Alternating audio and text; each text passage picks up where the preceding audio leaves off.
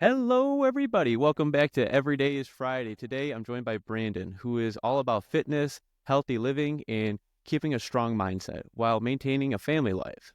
We're going to be talking all about how he stays motivated, keeps life balanced, and his tips for staying healthy and active. Let's get started. Sweet, man. I'm excited to be here. Yeah, Thanks for having me. for our listeners who may not be familiar with your line of work yet, could you give us a quick rundown of who you are and what you do? Yeah, man, absolutely. I am an online personal trainer. I've been in various working positions over the years in my professional life. I've done a handful of sales jobs. I did manage a gym for a little while. Um, I currently work in real estate, but what I'm really passionate about is fitness and health. What I do is I help men and fathers lose 20 to 25 pounds roughly in about a 16-week time frame and put on anywhere from 5 to 10 pounds of muscle. I do that through what I call the daily discipline method. And it's basically everything that I've learned the past decade since I've been married, had kids, grown in my career, and tried my best to stay on top of my health as well. Because it's really easy for you to have your health kind of take a back seat once life gets busy. And especially in this world we live in where it's easier than ever to just fall on convenience, which while the convenience of food nowadays is a little bit it's bittersweet because while we live a very abundant life, we have easy access, at least in America, to food. Most of the times those easy, convenient, quick to grab foods are just not nutritious. And so anyways, yeah, that's what I do. And I'm really passionate about it. I'm able to help a handful of people currently, and it's continuing to grow. And it's a blast, man. It's super fun. Yeah, I always say there's two types of people in this world. There's like people that are willing to get off the couch, and there's people that are going to stay on the couch. Yeah. Yeah. Yeah. I always say, especially when I talk with people that know or hear what I do, and even myself, I look at myself in the mirror daily and I am like thinking, I've got goals. I'm always trying to do better. So people hear what I do and they're like, oh man, I need to do something. Right. Which just saying that is a really good first step because you need to be someone who at least wants to be motivated, and I feel like the majority of people are, but there still is that odd person, just like you're saying. It's like there's some people who are just on the couch and it's almost like they just don't really want to quite get up, which could be for a lot of different reasons. But yeah, at least be someone that wants to be motivated, because even if you're not there yet and you don't know how or don't even know what that path looks like, at least just having a desire to start with is the foundation. It's the initial step forward. It may not feel like a step, but genuinely it is movement.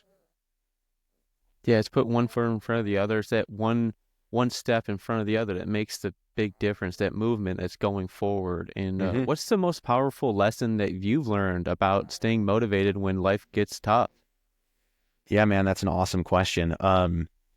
I think some of the best ways to stay motivated is constant reevaluation, right? Because uh, people look at those who are successful, and obviously there's a lot of different definitions for what success is, right? But in your own sphere, whether your goal is in business, in weight loss, in muscle growth, the people who have done it, they think that they suddenly hit this, almost like this finish line of motivation, where once I get it, it's always going to be there and it never goes away, which is just not true at all.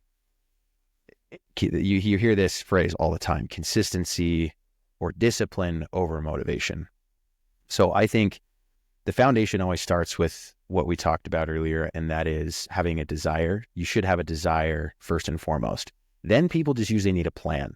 And if you don't know what to do, that is okay. Too many people are like, I just don't know what to do. And then they let that kind of crumble them. They say, I just don't know what to do, so I'm just not going to do anything. I think it's totally okay to reach out to someone, whether it's a coach, whether even it's just a friend that can be some form of accountability partner. Reach out to a personal trainer, or again, it applies in school and business. Reach out to a mentor, a tutor, someone who knows how to do it.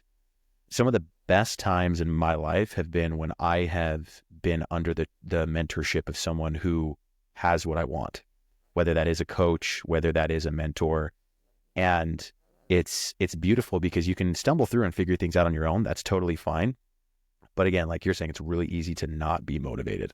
Like you get frustrated and roadblocks are going to come. And so I would say that's kind of a long answer to a simple question, but I would say figure out how to be consistent. And sometimes if you need accountability in the beginning to stay consistent and learn, that's totally okay. And sometimes it even takes a bit of an investment, right? But what is your health worth to you? What is your future financial goals worth to you? Like depending on the type of mentor or coach that you are hiring, right? So it's totally okay to ask for help and to find and to get help from someone who knows what they're doing. Because then after that, you actually see what it takes. And then you don't have to be with that coach or mentor forever. You can step away because the old adage where you give a man a fish and he eats for a day, but you teach a man to fish and then he eats for a lifetime. A lot of these people are teaching you how to fish and you can then go on your own, and it's awesome. Yeah, it's so awesome. I mean, would you say it's more like have a goal and then when you have that goal is stack those small wins on top of each other to achieve that goal? Absolutely. Yeah. In my coaching, so I have a course that I'm in the process of building where it's a resource that every client of mine gets where they can access a library of tools and training videos. And in one of those videos, I talk about the vision pyramid, and it's kind of contextualizes what you're describing. So first and foremost, you need to have a vision, or who are you now and where do you want to be? What kind of type of person do you want to be? And if you have the desire for growth, sometimes you do need to look yourself in the mirror and realize where you're at. And then you can say, okay, if I've pinpointed where I'm at, now I actually have a clear road of where I want to go, of point A to point B, because you got to know where you're at before you can know where you're going. So if you have a vision for your life, then you can break that down into goals. So if you have a vision where you want to be the healthiest version of yourself, well, a goal would be maybe if you need to lose a little bit of weight, my goal could be, okay, I want to lose 20 pounds. Now that's an actual quantifiable goal. There's a number set to it.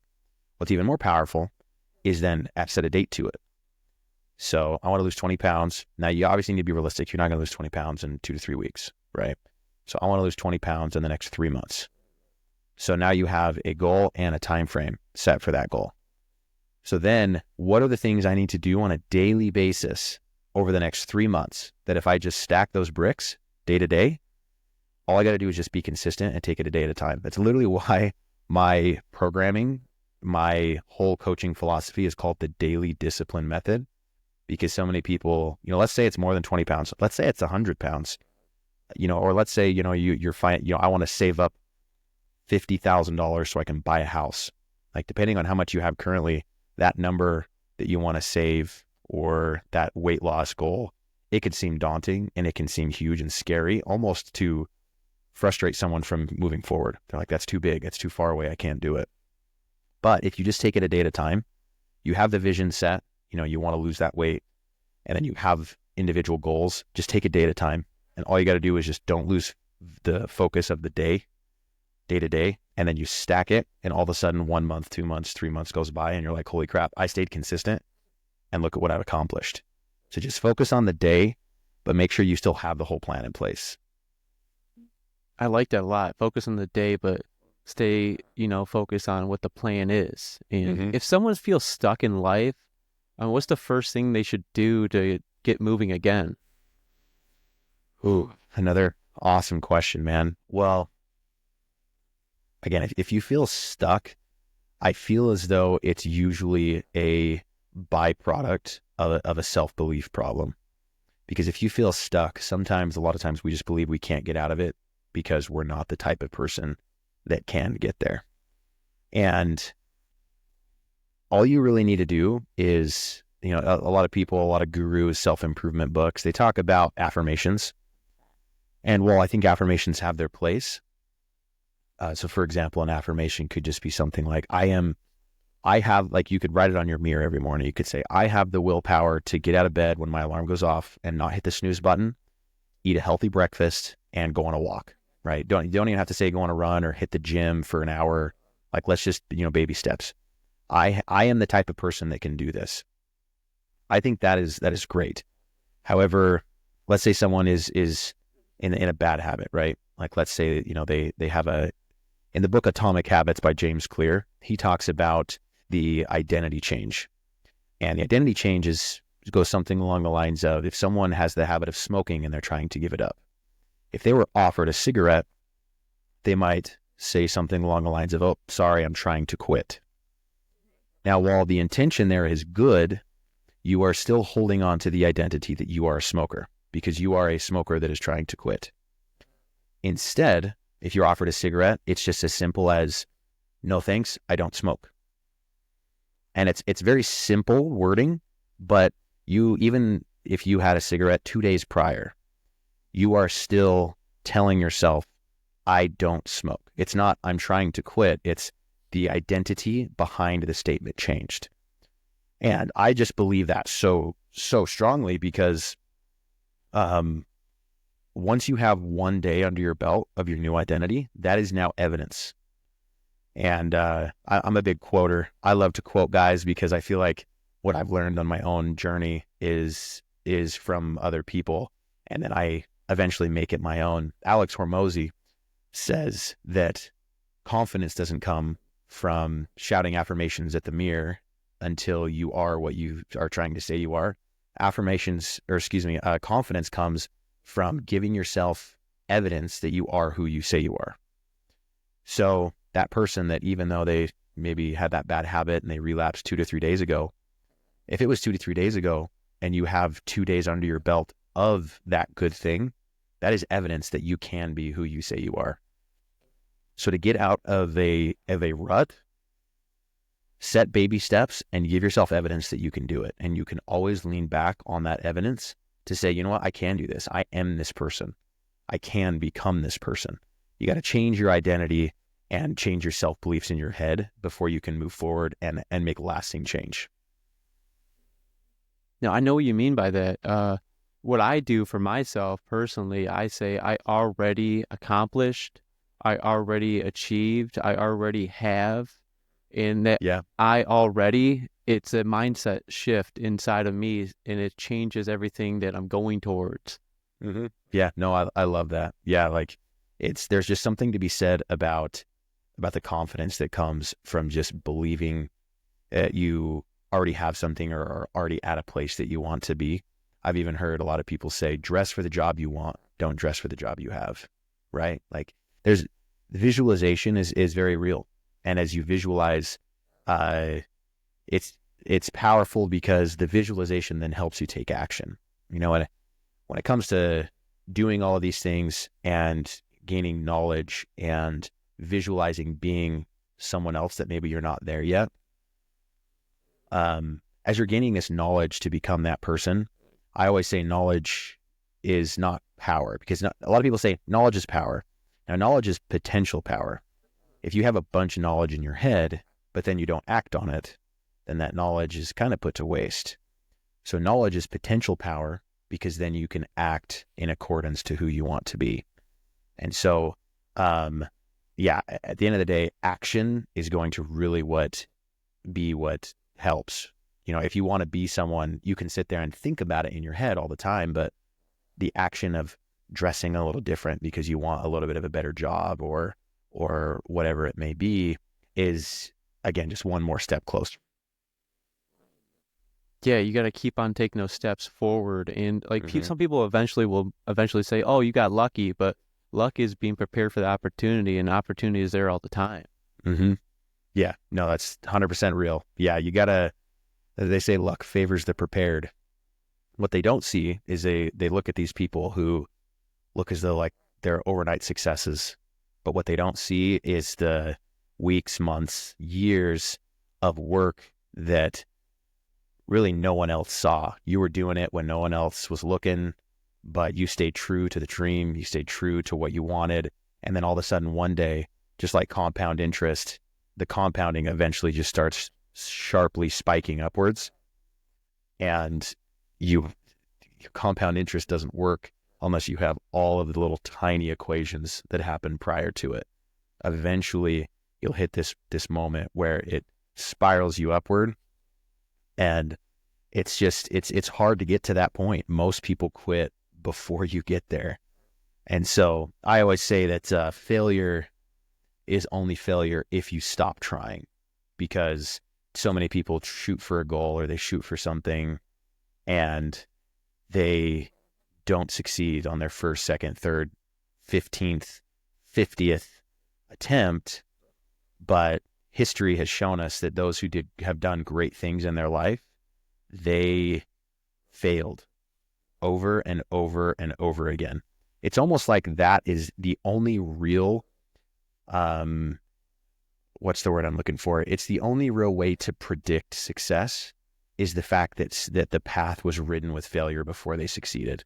It's kind of crazy to think that way, but it's a great way to persevere through trials when you're trying to reach a really lofty goal, is the fact that sometimes your attempts are going awry, but it's the fact that you do that and learn and keep going.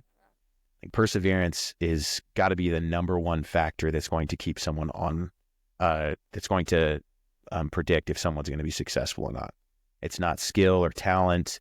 It's just perseverance. It's just brutal consistency regardless of what hits you. Yeah, I know what you mean there. Alex Hormozy says it best. He goes, you're measuring in days. I'm measuring in decades. Yeah, I love that quote. Yeah, man, like so many people, they have this time horizon that's way too short, right? And they want the thing and they want it now, because we live in a world where you can click a button and you can have your groceries delivered to you in 12 hours right at your front door, right? And while this world is like, the convenience of that is way cool, it's just bred a mindset of instant gratification.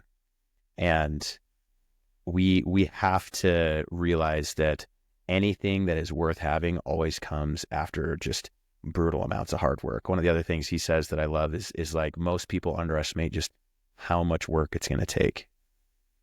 Like, a lot of people are just trying to put in hours. It's like, well, yeah, I'm measuring the work that I'm doing in years and decades. So it helps put it into perspective.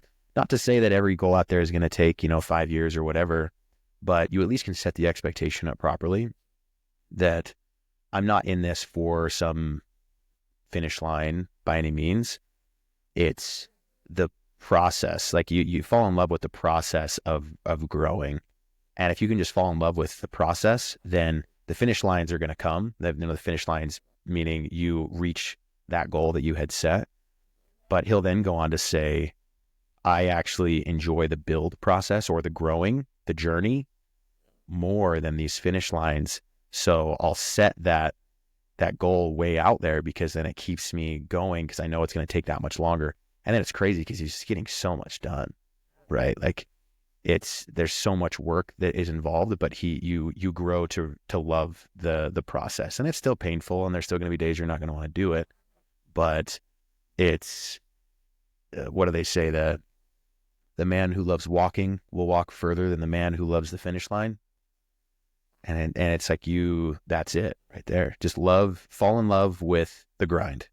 And sometimes that act of falling in love is going to take a long time, because it's like, well, fall in love with the grind, that sounds dumb. Who just loves working, right? And it's more nuanced than that, of course, but it's great advice. Just fall in love with the grind, whatever that may be, and don't look for the out. Always look for the way that is going to get the result that's most likely the harder route, simply because it is the way to get the best result. Yeah, I know what you mean there. It's all about the journey, not the destination, but it's about that personal development throughout the journey. Mm-hmm. Yeah.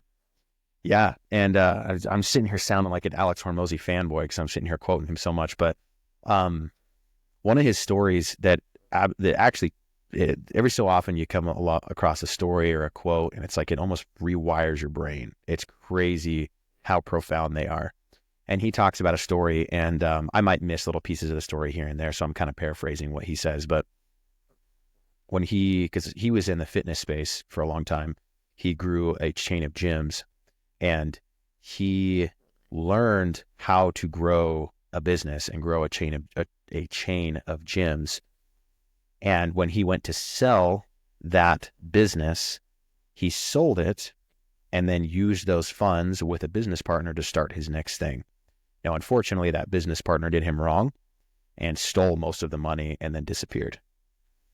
He then says that what he gained in that experience, and by experience, I don't mean him getting wronged. I mean him growing the gym from zero to what it was.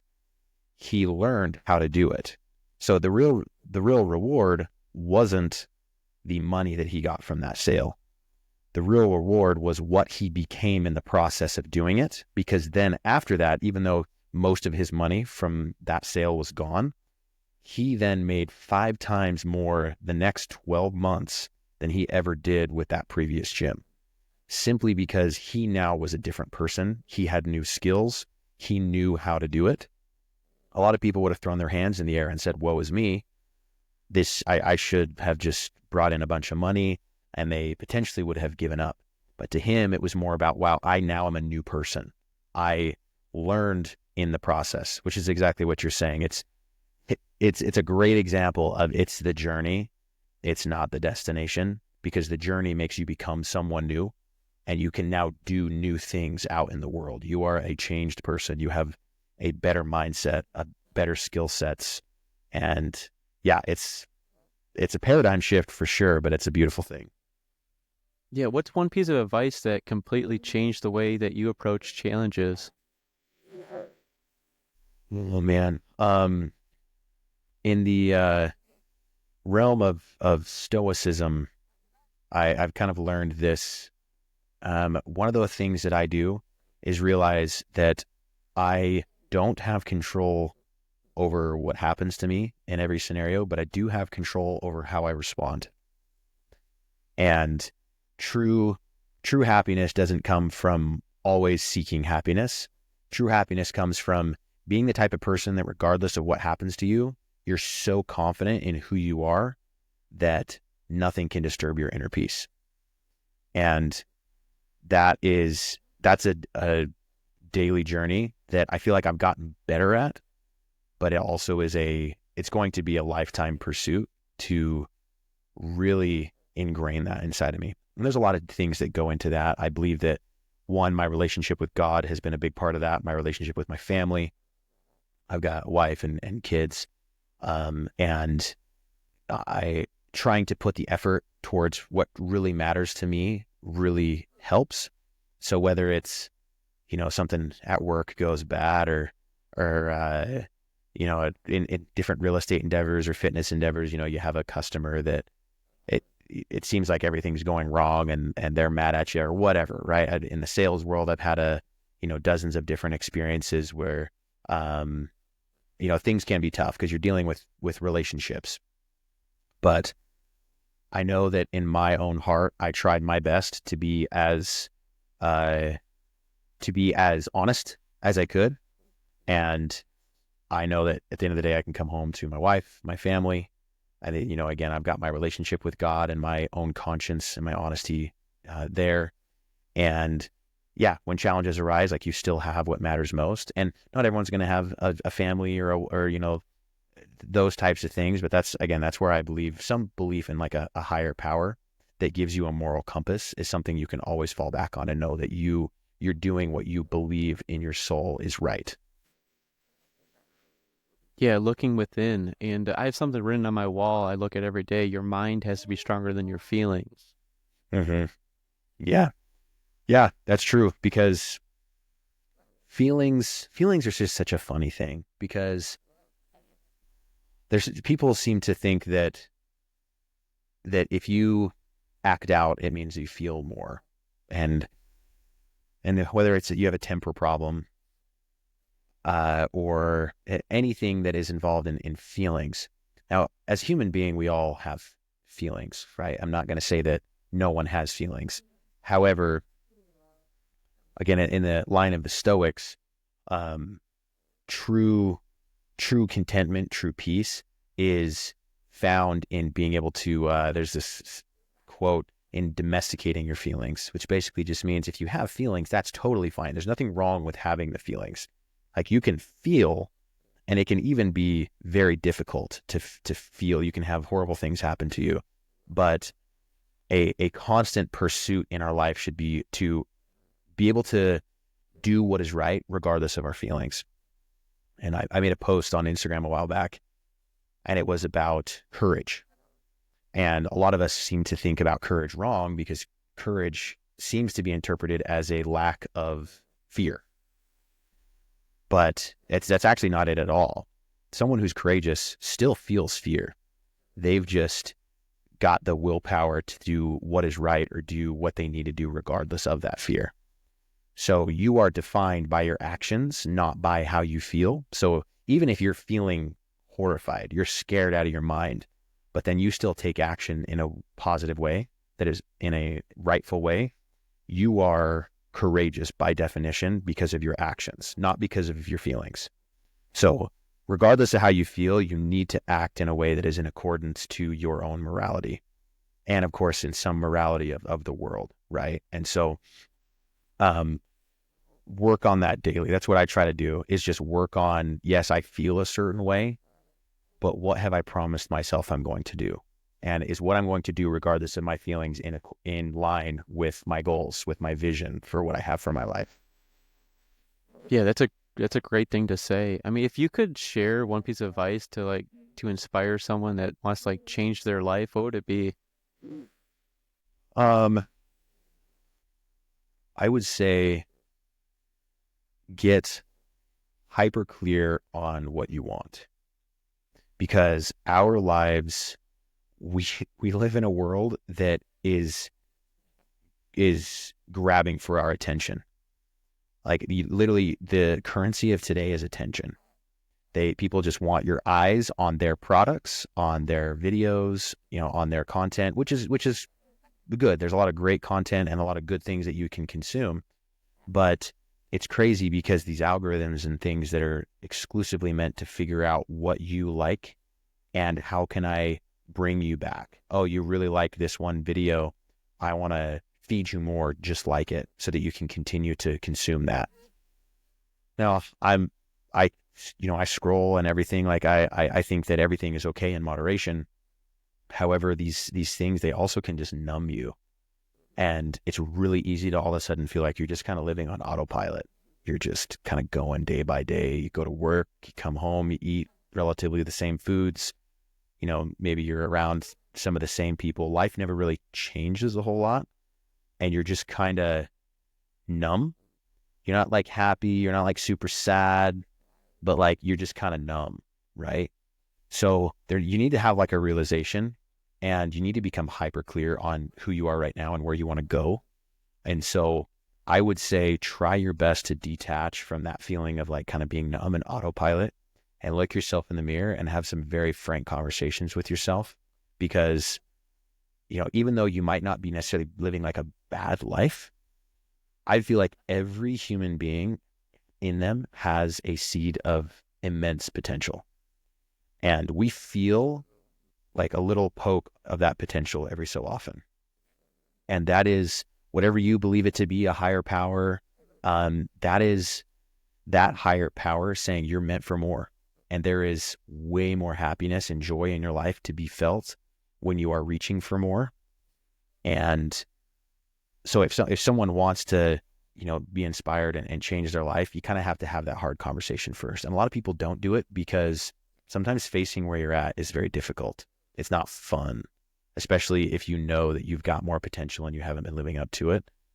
But again, I do it frequently, and I'm not saying I've arrived by any means because again, these finish lines are more metaphysical that we create in our own minds. But I have these conversations at least weekly. I try to do a weekly wrap up a weekly check-in with myself to say, okay, am I still on this path that I want to be on? If I'm not, I try my best to make corrections. I've got loved ones around me that I've shared some of my goals with that are accountability partners, and they know because they see me frequently in my day in, day out actions, and they can hopefully help keep me on track, a little bit of tough love here and there, and say, hey, I noticed you were doing this. Like, what about your goals? Or, of course, they don't necessarily say it like that, but yeah, it's so once again, a long answer for a simple question, but get hyper clear on where you're at and where you want to go, and just clear your mindset. Try to not be too numb to all of this consumerism that's around us, and reach for something that's greater than yourself. Set goals and reach for them. Yeah, set the goals and try to take one step at a time. I mean, why do you think that's so important? I think it's important because humans are the happiest when they're working towards something that's difficult.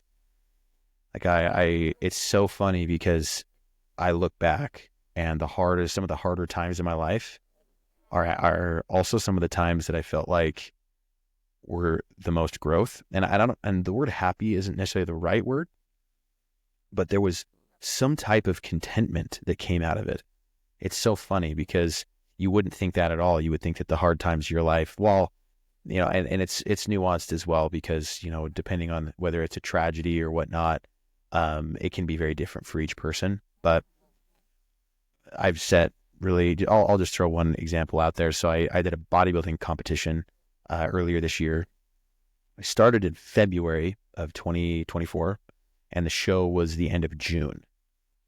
And it was difficult because a lot of people don't really know, or they see bodybuilders on stage and whatnot, and they obviously just see the muscles and you're all tanned and oiled up. But what they usually don't see is the hours of grind at the gym, doing cardio. The hardest part, no doubt, is the dieting aspect of it, because to get that lean, to lose that amount of body fat, you have to restrict your calories. So, to compare it to another difficult thing I've done, I ran a marathon a few months after my bodybuilding competition.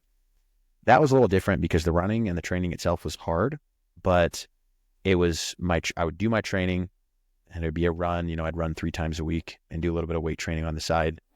But when I was done training, it was just kind of done, right? Like, I try to sleep good and, maybe do some stretching and foam rolling to recover. But then my mind wasn't really thinking about the training. Bodybuilding was all encompassing because I would eat, but I was always still hungry. So it was like 24/7. My brain never was off. Like, you're just like in bodybuilding mode. You're like on prep is what they call it. And when you're on prep, you're just, it's the calories get lower and lower as the show day arrives. And so it was really, really tough. But stepping on stage and accomplishing it, and, I got 3rd place in my division in that show, and knowing that I did it, I made it to that finish line, setting these hard goals and then doing them. There's just something beautiful about that as a human. I don't know. It's always hard to explain, but I look back on those times and I just think, man, even though I was really hungry and there were some days where I was like, why am I doing this? A couple of days later, after that initial dopamine has worn off of the finish line, so to speak, the finish line, I'm always like, okay, what's next? Like, what's the next hard thing I can do? What challenge should I sign up for? How can I push myself to, again, go further? There's just contentment in doing hard things. Yeah, that's a great thing to say. I mean, your mindset has to be so strong. I mean, what motivates you to keep that strong mindset? Oh, I would say it's the constant pursuit of the potential that I see, and the potential that you see in yourself. It's actually kind of fun. If anyone listens to this and wants to try this, there's a chat GPT thing that you can actually do. I did this recently. And what you do is, in chat GPT, you type out a vision for your ideal life. Like, if you had the house, the job, the wife, the spouse, the partner, the the money, the kids, whatever it is. Again, it can be physical, spiritual, financial. Like type out everything you can possibly think of that's the ideal life that you want. And then at the end of it, just simply type the prompt, something along the lines of, show me what a day in my life would look like if I had all of these things.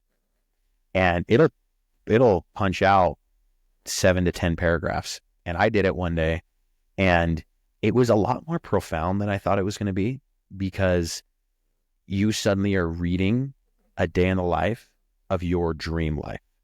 And it suddenly makes it very real.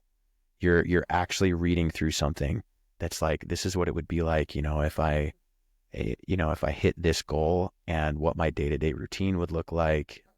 And it was very strong. So yeah, I would say that keeping an eye on your potential and trying your best to still strive for that, and keeping a healthy relationship with it too, because we all know that we don't want to beat ourselves up too hard if maybe we're falling short.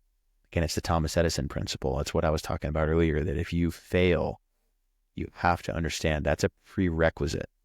It's almost guaranteed that along your path, you're going to fail. So when failure happens, it's almost like you shouldn't even balk at it.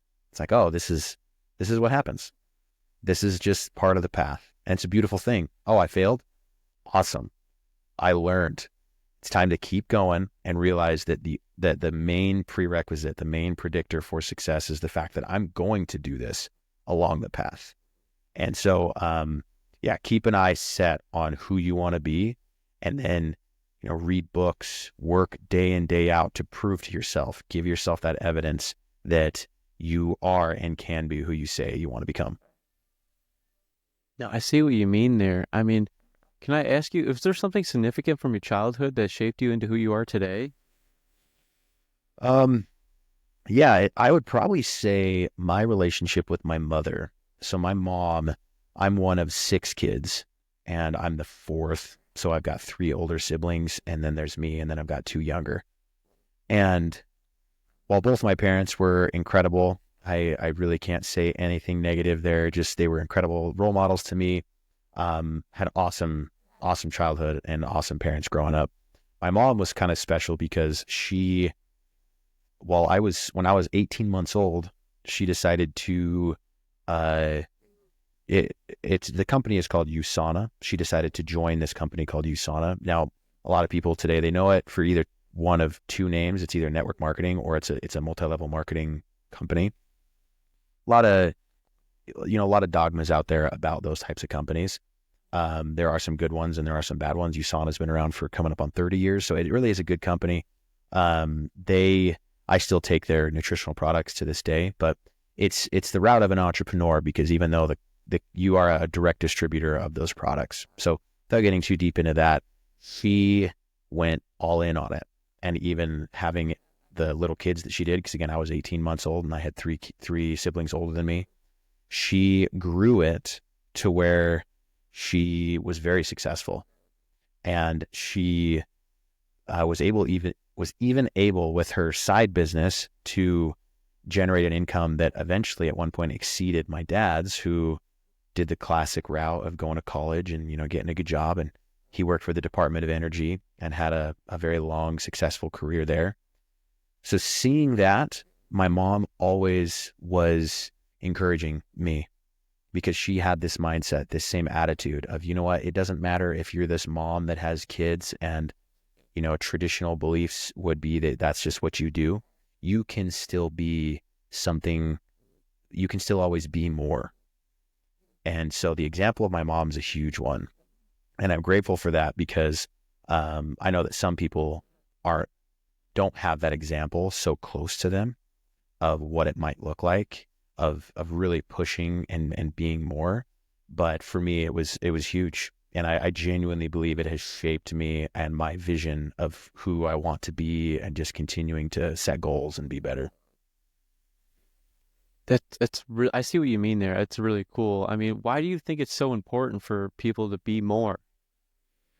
Um, it's growth, man. Like, I think one of the worst possible things you could ever do for yourself is to let 10 years go by and see no progress in your life. And I don't think there's anybody who actually wants that, right? But there's people who fall into that and they don't know it. And so being more is a way to be happy. And I talk about entrepreneurship, and I talk about this vision of living your dream life. And your dream life doesn't have to be, doesn't have to be sitting on a beach in Jamaica, right? Because that's just a very small piece of life. Speaking of more people to quote from, I'm a big fan of Jordan Peterson. Jordan Peterson says that exact thing. He says that, life isn't sipping margaritas on a beach in Jamaica. It can be a small percentage, and those times when you do that can be very good for you. But life and happiness comes from the conversation that you have with your partner, with your spouse, every single morning during breakfast. It comes from how your kids respond to you when you come home from work or when they come home from school. It's those little moments every day that take patience. They take you being better than you were the day before, but seeing that you're growing and becoming better. And, you like, if it's growing a family, you have 1 kid, 2 kids, 3 kids, it just takes, again, greater and greater measures of patience to be able to handle that. But suddenly like me, man, like the rascal high school kid that I was, running around town up to no good, suddenly I feel like I've got this family and I'm able to provide for this family, and they rely upon me. And when they're scared, they can come to me, and I am their sense of peace. I'm their sense of, oh, there's, I can't sleep. I'm having nightmares. All I need is a hug from dad and I feel better. These are all moments that you grow as a person and you grow into them. And that's where contentment comes from, right? It's knowing that you were somewhere, and if you would have been given a crystal ball to look into the future and see what is in store for you, you'd be scared because you're like, I don't know if I can handle that. But then you actually find yourself in that position. Alex Hormozy, again, was on the Modern Wisdom podcast with Chris Williamson, and he says that you are enjoying the blessings now that you used to pray for. Yet, and again, I'm paraphrasing, yet now you feel as though you still need or want more. You're living the life that you once wanted. And we need to just take a second and just slow down and realize, like, man, I've come a long way. And you can be proud, but of course, just never fully satisfied, right? And that can be a good thing. That can be a constant growth mindset. And again, happiness comes from growth. I believe that. Yeah, it's a great thing to say, that just being a little bit better than who you were yesterday, that 1% better every day will help you grow through your journey through life. Mm-hmm. Absolutely, man. Yeah. And if you can quantify it too, that usually can make things kind of fun, right? Like in today's world, video games are very big. And while I think they can have their place, I think I even recall some study that said that surgeons that play video games actually have better dexterity than those who don't, and they made less errors. Something crazy like that, right? So I don't think video games inherently are negative, even though sometimes they get portrayed that way. I think video games can definitely have their place.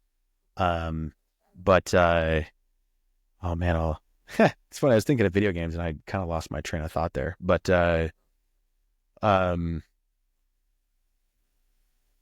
yeah, sorry, man.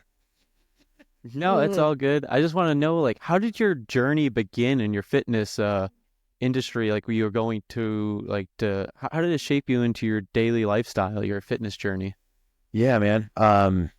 So I started working out when I was in junior high school, but it's funny because it started even before I ever really picked up weights. Growing up, speaking of my mom again, one of my favorite movies growing up as a kid was the animated Hercules movie. Absolutely love that movie. I think I was Hercules 4 Halloweens in a row, just because he's my favorite character. And now naturally the hero type that Hercules is muscular, strong. He's able to use his physical strength to overcome all the battles, all the Greek demons that he fights. Now the cool overarching story and the character arc behind Hercules is the fact that he then has to have his strength taken away to find out what true strength really is. So I would say that character is really what set the foundation for, I believe, what I wanted to become today. So one, there's just the straight up physical aspect of it. I always thought that just being and looking like Hercules would be awesome. Super strong. You look jacked, like full transparency. I just like that. I want to be jacked. I want to have the physical look because it's just something I've always wanted. And then the second part is that spiritual journey for him, where he then has to realize it's more than just the physical strength. It can be a representation of strength in all of the facets of life. And so I love the parallel between those two. So then as I grew older, that naturally made me want to get in the weight room because as a teenager, I'll admit, I definitely wanted to get in the weight room, mainly because I wanted to be stronger as a man. That was just one thing I really wanted, but it was also for sports. I played football and baseball, played basketball when I was younger, but then I stopped in high school. I then learned in the weight room so many other analogies and, again, parallels to life, where you need to lift a weight and it's really hard. And when you are pushing the weight and you find that point where you feel like you can't push anymore, you find failure when you're pushing the weight. That's actually where the growth happens. Again, that is life to a T, man. It's like the same mechanisms that grow muscle is the same things that just grow you as a person. And that, of course, came later. But so I had worked out for football, was able to, exercise frequently and start my love for weight training when I was at that age. Then my senior year of high school was when I officially got a gym membership and started going to the gym outside of football workouts. And it's funny, actually, because creatine is a common supplement in the fitness world. And there's this funny story of my buddies.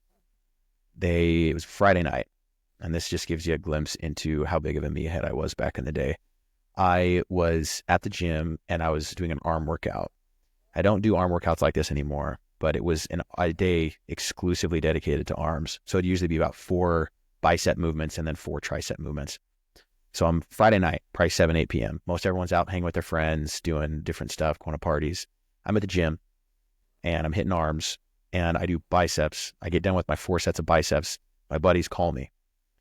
They're like, hey man, we're out. I used to live out kind of in this desert area where a lot of guys would go, and they would either do bonfires, or sometimes if you had a truck or an off-road vehicle, they would go and like go mudding.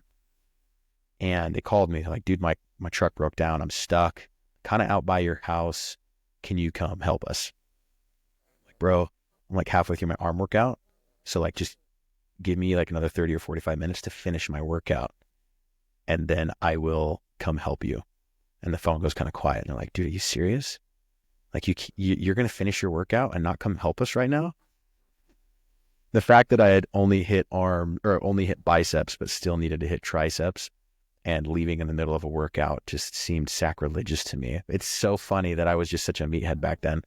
That then spurned them into calling me, they called me Creatine Craig, because I was taking creatine and I was just so obsessed with the gym and getting jacked that I was forever known as Creatine Craig after that. So I did end up going and helping them after that. That's the end to the story. But they were upset that my triceps seemed to take precedence over going and helping them. But anyway, so that's one high school story.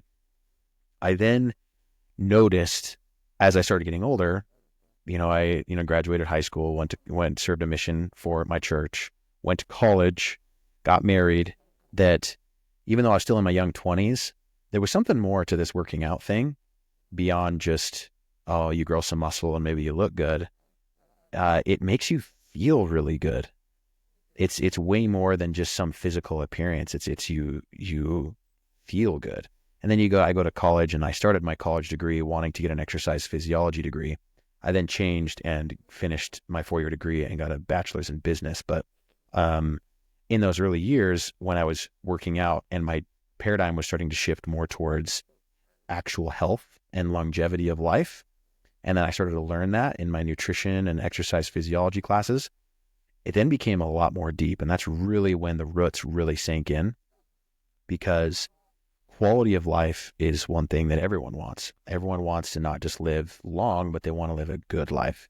If you live till you're 80, but from the time that you're 50 till you're 80, you can hardly get around. Like everyone wants to have a good life, be 70, 80 years old and still travel the world, still see things that maybe in your youth you didn't have the time or the resources to do. And I realized that all these years that I'd put in of learning about exercise and the benefits of good nutrition is actually something that not just I can benefit from, but everyone could benefit from. And I've always loved talking to people and teaching people. And on occasion, in the past 4 or 5 years, I would coach. It really wasn't until recently that I decided to actually take a bigger step, because I had a good buddy of mine who, kind of a similar story to me, played high school football. We were good buddies in high school. He always exercised, never really had any issues, but got married, had kids, found himself in a position where work and family life started to make it so all of a sudden he's 20, 30 pounds overweight. And that when you've been fit and athletic your whole life, that can kind of weigh on your confidence. You don't feel as good. You got brain fog. You're just not as energetic, especially when you got little kids that after work, they want to play with dad. So I helped him. I helped coach him. And again, in a 16-week time period, I think he lost 22 pounds. I only coached him for that time frame, and then he kept going. Again, it's the teach a man to fish and then give a man a fish analogy. He, from what he learned from me, he then kept going and continued to lose weight and has kept it off. And it's been awesome because he feels way better, and it's so much better to catch that a little bit earlier, where, all of a sudden, you maybe find yourself where you are not in the best shape and you get into your 50s and it just gets progressively harder and harder to potentially get it off. And so just seeing the landscape of the world and seeing that because of these conveniences and things that are in our lives, it's easier than ever to find yourself out of shape. And that's, and it's not something that is ever like a judgment thing for me. It's just genuinely like, look, you can't blame yourself too much because this is the world we live in, but it's still never too late. It's better earlier is always better, but it's still never too late to make that change. And I've just become so passionate about it because everything I've learned and felt about the benefits of it is something I want to share with others. I want people to see how good you can feel in your own body. It's how we should feel. And I love to teach and help people do that. No, yeah, it seems like you have a reason for saying all that, which is cool. Yeah, man. Yeah, lots of time spent, again, whether it was in college, whether it was getting my personal training certification, whether it was the hundreds of hours of YouTube that I watched about everything health and nutrition. I've learned a lot through my own experience of helping others. And I can tell you what I know and what I do, it works. And it's because it's the basics, it's the tried and true, it's backed by science. But at the end of the day, it's all about service. I really, really love helping other people. There's just something to be said about serving other people and having this service business, which is what it is. It's a service offer. It is something that not only just can be a source of income and you can have business opportunities through it, but it's beyond that because it's something that genuinely changes people's lives. And I love it. Yeah, I know what you mean exactly. I mean, what are some of your go-to tips for staying consistent and eating healthy? Oh man, yeah, nutrition is just such it's a deep topic, and my own opinion, I don't think it needs to be because, so many people are like, oh, you need to eat carnivore, you need to eat keto or cut out carbs. There's so much information online. It can get really confusing, which in my opinion is sad. If there actually are health concerns, whether you have pre-existing medical conditions, now obviously consult a physician. That's always most important. For the majority of people, your everyday person that doesn't really have any major health problems, The best approach, and this is how I've stayed the most consistent, is just simply learn how to intuitively eat, or another word for it is flexible dieting. So many people think that when they diet or when they need to, start a diet, they have to cut out things. That's the wrong way of thinking about things. You need to actually think about what you can add. So for example, now that I'm trying to be better, I get to add more fruits and vegetables. I get to add in more daily walks. And again, that's not necessarily nutrition, but you need to think about all the things you can add into your life rather than subtract, because no one likes the idea of like, oh, I got to cut out all this fun stuff or all this good stuff that I've been eating. So learn how to add and not subtract, and then realize that you can still have your fun foods. You just need to limit the quantities. So I preach what's called the 80-20 rule, which basically means if you want to stay consistent with a diet, first and foremost, you need to find a diet that you're actually going to stick to, which is why I am not a big fan of diets that do drastically cut out entire food groups, which is what things like keto do. I think that a sustainable diet is going to be one where you don't have to change very much. And so if someone is used to eating certain foods, keep those certain foods in your diet.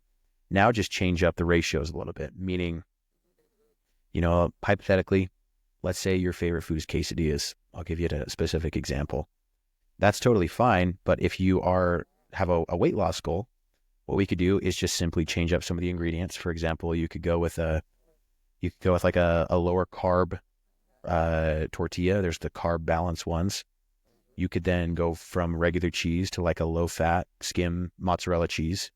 And then if you're using chicken, you could start to just add more chicken. So you're increasing protein. So what you're doing there is you're actually keeping your same favorite food. You are just adjusting the ratios to where you're a little bit lower carb, a little bit overall lower calorie, but higher protein. And then if you like to dip the quesadilla, I don't know, sour cream, ranch, whatever it is, there's always low fat options.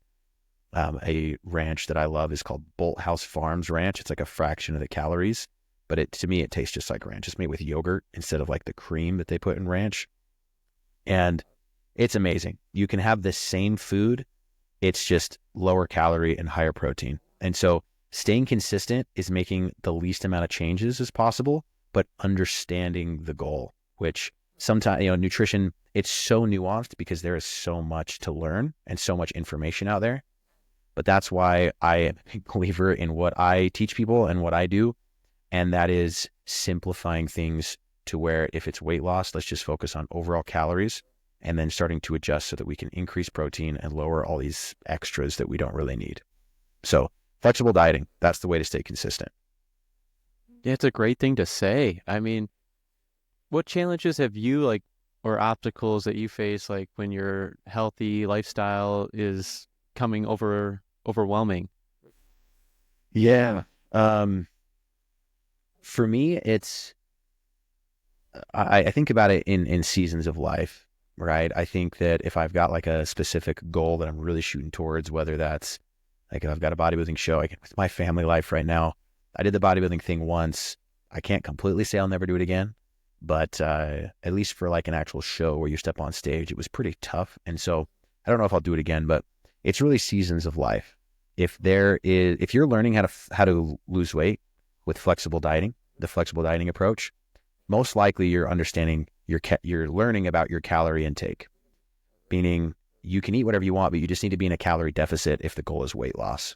So if you're in a calorie deficit of 500 calories, the only way you can really learn that is if you know what your maintenance is. So hypothetically, let's say your maintenance calories is 2,800 calories. If you eat 2,800 calories, you won't gain weight, you won't lose weight. That's just what your body needs to maintain. If you're trying to lose weight, you need to be below that. So a safe number to shoot for is usually anywhere from 300 to 500 calories less than your maintenance. So that would be 2,300 calories for round numbers here. So if you're eating at 2,300 calories a day and months go by, again, you should and will lose weight at that. But you obviously can't just lose weight into oblivion. If your goal is you're going to lose 20 pounds, once you hit 20 pounds, whether that takes 8 weeks, 12 weeks, 16 weeks, whatever it is, then you then can go back to your maintenance and then potentially even a surplus, because if you've lost the fat, but now you want to grow muscle, the goals change. So I would say when difficulties arise, if you've been consistent, like it's not completely against the rules to have like a diet break, right? Like if you've been consistent for 12 weeks and you've lost 25 pounds, one meal or one day is not going to completely thwart your progress. Now, I always say you just need to weigh your goals when making decisions, because there's days where I really want that meal that doesn't fit my calories, right? I really want that burger or fries or whatever. But then you just need to really think, like, do I genuinely think that this meal is going to help with my mental state to then help me continue on with my goals? Or is the satisfaction of sticking with my goals through this temporary temptation going to be better? So it's not like a one simple answer, in my opinion, because every situation may be so different. But you just got to weigh the situation when you're having a tough time and you're feeling it. If you really feel like you need it, then like take a little diet break, have one, maybe two meals where you feel like you can just have eat a little bit more, right? But just weigh it in your mind. Is this going to actually make me feel better, or would the satisfaction of beating this be better? Yeah, you want to just keep on staying consistent with it also. Mm-hmm. I mean, do you have a favorite workout routine for someone just starting out that just wants to basically get off the couch and start? Yeah. So I still think just getting off the couch and starting could be a little bit relative, right? I actually think if it's literally square one, someone's like never really touched weights, they've never really had a consistent exercise routine, maybe they never worked out at all. Honestly, I would start someone walking. I would just say, look, we're going to start 3 days a week. You're going to go on a 20-minute walk, and it doesn't need to be uphill. Like, you don't even have to necessarily need to make it harder than normal. The biggest thing is just starting some form of a habit where you have a dedicated time that is exercise. So if you can 3 days a week find 20 minutes to just go on a walk, that's week one. That's already better than you were in the past, which is awesome. Week two, maybe we go from 20 minutes to 25 minutes. Week three, maybe we go to 30 minutes. And again, you're continuing to get better. After that, you then could just do what's maybe like one slight step harder. Okay, instead of 3 days of walking, we're going to do 2 days of walking, and one day where you break it up into however many sets you need to get it done, but do 30 push-ups, 30 air squats. If you have some dumbbells at home, do 30 bent over rows, and that's it. And again, that's week three. Week four, again, continually to just build off of that until eventually, it could be months before someone even steps into a gym. But after that, you then have built upon a foundation of, I can, one, be consistent, and two, I'm building the belief in myself that I can go into a gym and actually move heavy weights. A lot of people have social fears of gyms, which I get. I kind of get it, because it is a place where it seems relatively judgmental. And I don't feel that, but again, I've been going to gyms for years and years and years. And so people go in there and there's almost like a culture to it too. There's like a social read between the lines. Like if someone has never golfed before and then they step on a golf course, like there's just things about golf that if you were brand new to it, you wouldn't know, right? And if you're scared about accidentally breaking one of the rules that you didn't know about. And it's the same with gyms, but then add on top of that, there's then like a self-confidence thing where if you feel like you're out of shape, you're just around all these people that are in shape and they know what they're doing and you don't. And so I get it, right? It can be tough for some people to step into a gym, which is why I think starting literally from square one, if that person's actually at that point where we're just going on walks and eventually we'll build to that, just gain confidence that you actually can do this and we'll get there, but don't beat yourself up too early. Just check the box first and build confidence. No, I know exactly what you mean. And can you dive into the mind and body connection when it comes to fitness? Yes. So there's two ways to look at it. There's just there's the technical aspects when you're actually working out and how to get efficient workouts in, which is things like mind-muscle connection. And then there's just the overall health benefits, right? So there's the dopamine boosts that come from getting a good workout in. So I guess I'll start with the first because that will then kind of lead into the second. Um, so the first, sorry, my dog is sitting over here. And I apologize. Give me like 5 seconds. I'm gonna get my dog out of here. I'm gonna get my wife to come grab him.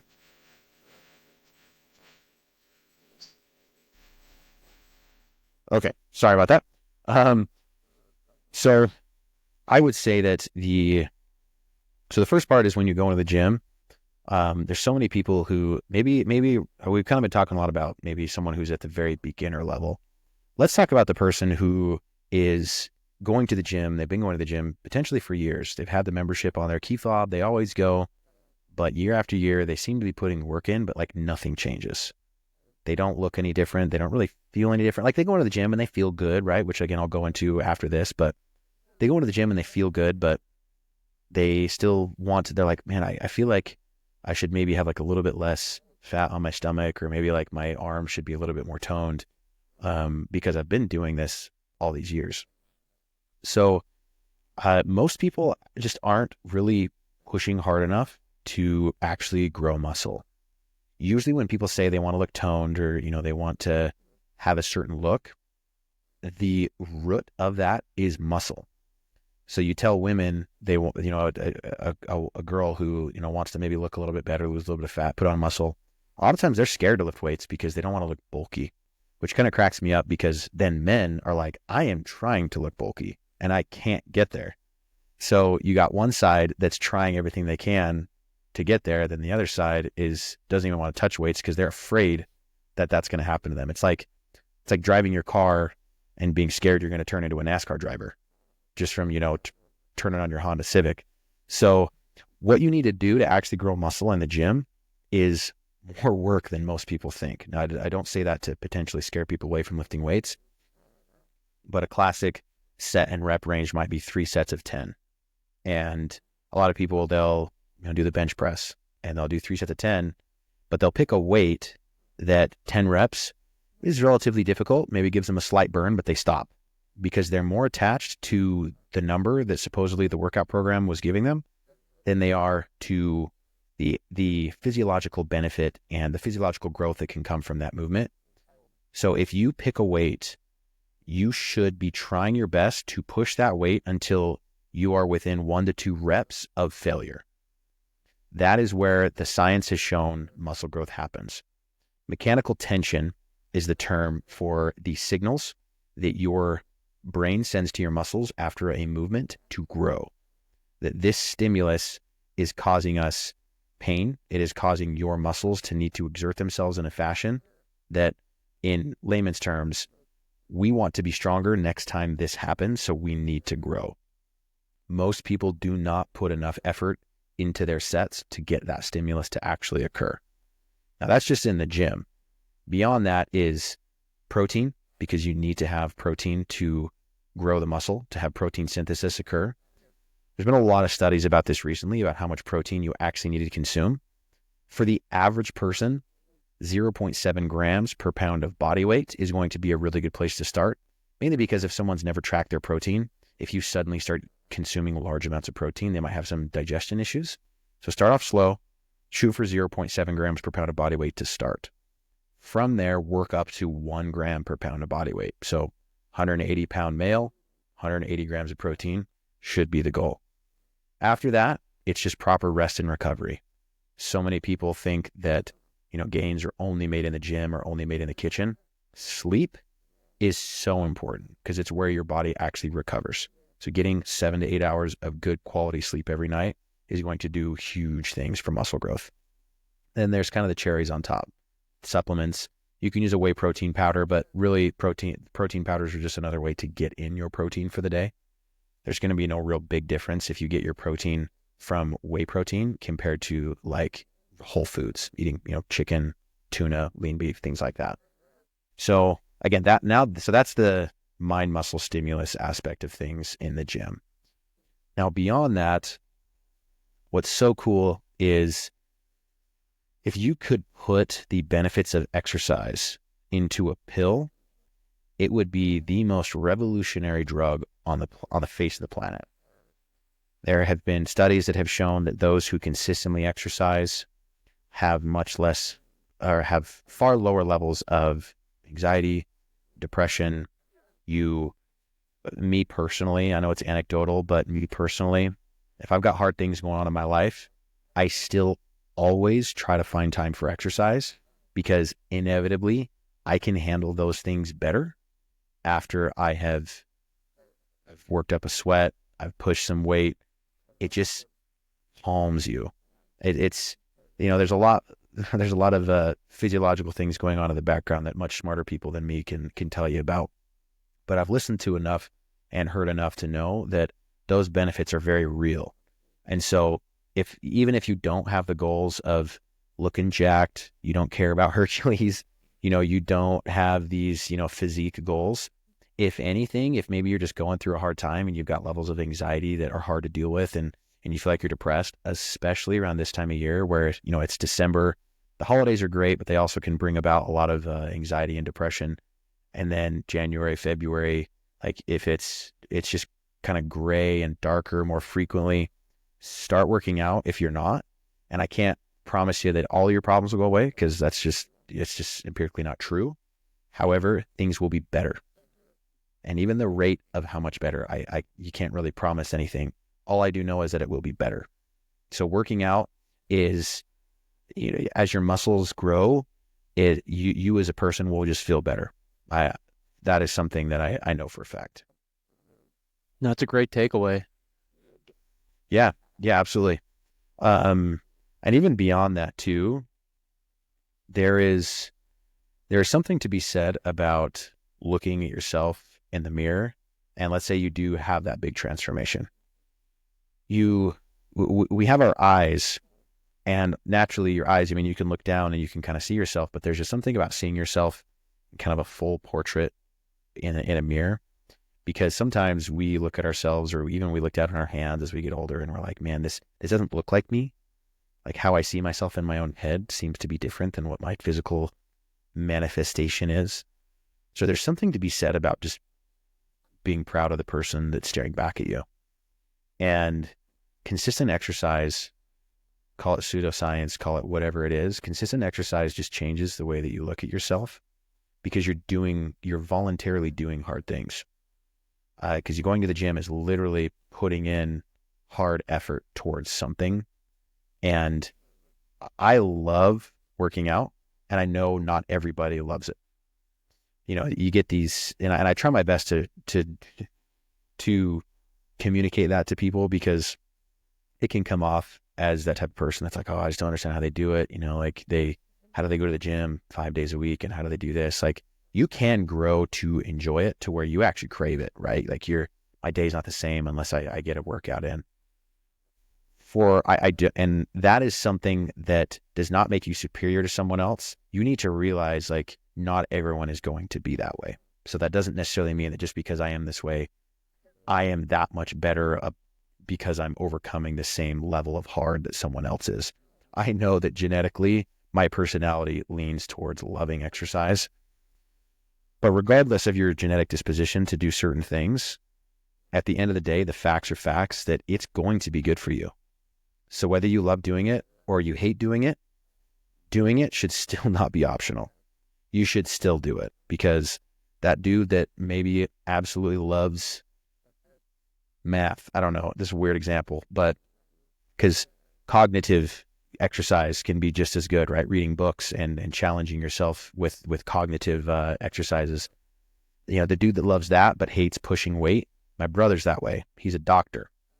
And the amount of schooling he had to go through to become a doctor is a lot of schooling. And it's not something that I would be jumping to do. But he's gone through that, and I ran a marathon. And this is not a comparison about what's harder and what's not. It's just simply two different things that are kind of two different modes. And, he would much rather sit down and study for 20 hours for an upcoming exam than run a marathon. And I'm the complete opposite. So, yeah. Yeah, I know what you mean. And you got to put yourself in situations you don't feel comfortable in. That's how you grow. Mm-hmm. Yep. Yeah, that's exactly right. I'm a big component of ice baths as well. Not necessarily because I am super deep into the science behind, all the good things they do for you. I know there are good things. I just love that it's something that sucks. Like you are voluntarily saying, you know what, I'm going to get into this ice cold 150-gallon cattle trough. That's what I've got at my house. You can just get them. You can just get them at like a Tractor Supply store. In the wintertime here in Idaho, it's great because you can just set it outside and the weather just keeps it cold for you. But it's something that you stare at and you're like, I don't want to do this. This sucks. But that itself is a mental exercise because you are kind of separating the mental from the physical. It's like regardless of my body feeling the cold, mentally I can still tell myself that even when things suck, I can still do it. And there is so much good to be found in those moments. And so it's like the training ground, right? When there's going to be those moments that are out of my control, when life just throws something at you that's really difficult, I genuinely believe I will be able to respond better because I voluntarily put myself in difficult positions more frequently, and you are calloused to it and can respond better. No, I know what you mean there. I got this question for you. I mean, big picture. I know we talked a lot about a lot of different subjects, but what's Mm-hmm. one piece of advice you'd share with someone just trying to improve their life? I would say read more books, but have a journal nearby. And I want you to, at the top of it, say, now what? And then have a list of things that because you read that book, you are now going to change in your own life. There's this term that I use frequently, and it's called don't be the overeducated underachiever. And it's someone who's hyper motivated because they know all this stuff, they read all the books, but then they just don't do anything about it. And it's really easy to fall into that trap. I've fallen into it myself in the past. You feel like you read something and it's inspirational, it's motivational, and you feel like you then need to plan it. It's like, okay, I need to plan out exactly what I need to do and what would that look like. Now, while planning has its place, I would say that so many people love to think about doing the thing. They plan the thing. They talk to other people about when they're going to do the thing, but then they never do the thing. And it's super easy to just feel this dopamine boost just from simply talking about the thing. And it's a little bit of a red herring because you think that it's like your brain almost feels like it's doing the thing because you've thought about it so much. I don't know if you ever had that thought, like someone texts you and it's maybe like a little bit more of an important text from someone, something that needs to be attended to. And you start thinking about it really intently, how you're going to respond. You thought about it so hard that you almost thought you responded. And then you forget to respond because you thought about it so intently. I've done that. And I've had a lot of friends tell me, like, oh crap, I forgot to respond. I was thinking about it so much, I thought I did. So that right there is like a little evidence that our brains will do that. So I would say never be afraid to just take action, because sometimes even when you don't feel like the plan is fully in place, if you feel like you don't know how to do something, one of the quickest ways to find out is just to do it anyway. And that's scary. And depending on what it is, that it can look different to everybody. But just sometimes the knowledge comes after the action when our brains want to think it's the other way around. I need to know first, and then I'm going to take action. Once again, the great father of business, Alex Ramosi, he says that fear is like the ocean, but it's miles wide, but it's only about a foot deep. So when you're staring out over it, it looks so daunting. It looks very scary. But then finally you just step in and you're like, oh, this actually isn't so bad. It's only about a foot deep. I can manage this. It looked horrible at first, but okay. And then you just keep taking the steps. Yeah, when you're taking steps, going towards training for the full marathon? What was that like? Oh man. It was honestly really fun. Again, I was at that time, I was really in this mode of like physically, what can I test myself with? Uh, a little bit of the timeline. Uh, Around this time last year, actually, I started really diving into this whole physical and mental battle, right? Mentally, can I push myself physically, even when the physical is telling me to stop? Mentally, how far can I push myself? So there was this challenge that I'd heard of called 75 Hard.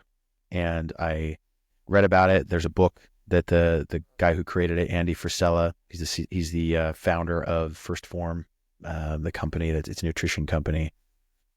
I read the book and it was awesome. I thought it was great. So a brief gist of 75 Hard is you, for 75 days straight, you do 2 workouts a day. One has to be outside, and they have to each be a minimum of 45 minutes. To drink a gallon of water, read 10 pages of a book per day, take progress photos every day. And then there might be one more thing I'm missing, but those are the big, more difficult things. So what I did was 45 minutes at the gym a day. And then the second thing was I would put on a weight vest and I would go rucking, which is like a fast walk / jog. And it would be outdoors. And I had started right after Halloween, or excuse me, it was right before Halloween. So basically the 75 days of this challenge. Oh, I guess the part I missed was a diet. You have to follow a strict diet, no cheating. And the funny part about it is the consistency, because if you do 75 hard, you have to stick with it every day. So if you get 8 days in and that 9th day you miss something, you have to start over. It's not for 75 days. You try to be 95% consistent. The whole point is you do not break for 75 days. So I started right before Halloween, and this was kind of intentional. I wanted it to be around a time period that I knew it was going to be difficult, meaning I was going to have to go through Halloween, Thanksgiving, Christmas, and New Year's of being strict on my diet and my workout program. So you can kind of read between the lines. That means Christmas Day, I did 2 workouts. I did weight training and I did a 45-minute outdoor ruck with a weight vest on. And it was during the winter. So there were some days, man, it was 0 degrees and I bundled up and I threw on that weight vest and I still went out and I did it anyways. And there were some days that it was awful because I was also on a diet. I was trying to like shred down. So I was losing weight and it was low calories. And so there were some days where I was like, man, this sucks. Like I'm hungry. It's super cold. Like I'm out here. Some days I had to do it at night because that was the only time I could get it in. So it was like 9 p.m. at night. It's dark. It's cold. But it was so weird because I look back on it when I did it and it was so satisfying. It's like, I did that. That was hard, but I did it. So then it's really easy to think this way too. And then it's kind of like, okay, well, it's done. So now I can have fun. I can, maybe ease up. I can eat more fun foods, whatever. So, but it was funny because like, yeah, I can eat some cheesecake now, but like it wasn't satisfying. It's like the beauty of showing myself I can do hard things was so much more satisfying to me than whatever these foods were doing. So I then was like, okay, I got finished in January. That is when I was like, you know what? Next thing is a bodybuilding show. So I committed to a bodybuilding show. Buddy from college is a bodybuilding coach. So I reached out to him. I said, hey man, I think I want to do a show. What's coming up? What's the time frames usually? And he said, I usually have my athletes that prep. We need like 16 weeks. 12 to 16 weeks is usually the sweet spot, with 16 weeks really being best. Sometimes he'll even start people 20 weeks out from a show. So anyways, we found one that was the end of June. And again, this was February. I said, okay, I'm going to do it. And I committed. So then I started my bodybuilding prep.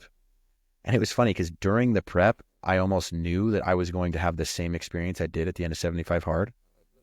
So I decided to look at what was next while I was still in the prep. And I was timing all this out. And I said, okay, I'm going to get done with my show in June. And then in October, there is this marathon in St. George, Utah. And I've got some family that lives down there. And so I knew that it would be a good place to stay.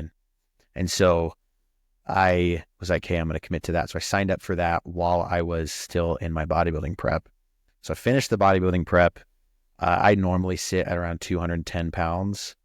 The lowest I got during my bodybuilding prep was 178. So I lost a lot of weight to try to shred down and be as lean as possible. And I knew that that was going to almost like leave this like hole, kind of, because it was so all consuming, making sure I was dialed in on my diet, getting my cardio in, that I knew I needed something that was also still going to be difficult to keep going with. And so I'm actually so grateful that I did that, because so many people, I've heard stories after a bodybuilding show, they have this post show depression that almost sets in, because they've had this purpose, this day that they've been looking forward to for so long, that was a lot of work to really work towards. And then all of a sudden, when the that show day comes and goes, what's next, right? If they don't have anything, especially because you've been restricting your food so much. There's some guys that fall on food and they just binge, and all of a sudden, they've looked the best they ever have in their entire life. After 2 weeks, they've put on 30 pounds. Like, it's crazy what guys can do after a show if they don't have a good plan in place. So then I started the marathon prep. Never really been much of a runner. During 2020, 2021, when gyms had shut down, I had started to run a little bit, because I didn't really have like a home gym set up at the time. And I did a half marathon then, but I had no idea what I was doing. I'd just go out my front door and I'd run a few times a week and just kind of train. But this time around, especially as I've learned more about exercise physiology and try to become more of a trainer and a coach myself, I decided to take it more seriously and actually get on an actual marathon training program. And it was awesome, dude. Just stepping outside and just running. There is something, one, being outside is beautiful. I think all of us in this day and age of technology could use a little bit more of it. But once again, it was that moment. It was that feeling of, I'm doing something that's hard that I've never done, and pushing myself beyond what I thought I was capable. So since I had done a half marathon in the past, once I started to get to the point where I was running those longer than that distance on the weekends, it was awesome. It's like, hey, this weekend I've got 17 miles and I've never run this far. And knowing that you're about to go do something that you've never done is such a cool feeling. It's scary. You don't really know what to expect, because I'm always reminded of Lord of the Rings when Sam is leaving the Shire and he says that if he takes one more step, I'll be the furthest away from home I've ever been. And I love that feeling. It's that feeling of, whether it's lifting weights, putting a weight on your back that you've never squatted, running a distance you've never done, or just in any goal. It's, I'm going to shoot for something I've never done. That it's so fun. So I had a really good had really good prep for the marathon. I was able to be injury free through all of it, which for someone who is a relatively newer runner is something to be grateful for. I had a goal to run the marathon in 3 hours and 30 minutes, which is a 8-minute per mile pace, which, for those who don't know much about running, they probably think about when they were in elementary school and they would run the mile and they're like, oh, I could run like a 7. When you're an adult and you're not a runner,